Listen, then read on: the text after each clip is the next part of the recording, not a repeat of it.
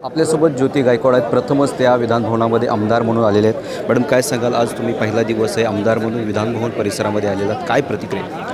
नक्कीच आनंद आहे. लोकांनी एवढं प्रेम दिलेलं आहे. धारावीच्या परिवाराने प्रेम आणि आशीर्वाद दिल्यामुळे मी इथे आलेले आणि त्यांची कामं करण्याचं नक्कीच हे आहे, उत्साह आहे.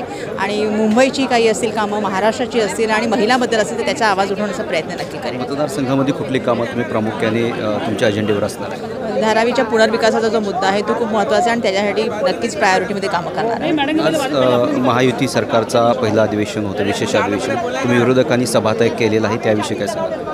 नाही, सगळ्यांना माहितीच आहे की जो निर्णय व्हायला पाहिजे तसा नाही लागलेला आहे आणि त्याच्यामध्ये आपल्याला दिसतं आहे की जे मतदान व्हायला पाहिजे त्याच्यापेक्षा जास्त मतदान 5 वाजता वेगळं मतदान होतं आणि त्याच्यानंतर रात्री वेगळं मतदान झालं आहे, सकाळी वेगळं मतदानाचा आकडा वाढत गेला आहे. ह्याच्यावर नक्कीच भाष्य करणं आवश्यक आहे, कारण हेच जर असं झालं तर हे लोकशाहीचा गळाचेपी आहे आणि त्यासाठी आम्ही निषेध व्यक्त केलेला आहे. आज तुमच्यासोबत वर्षा गायकवाडही आलेले होते. कसा एकूणच अनुभव दोघींचा राहिला?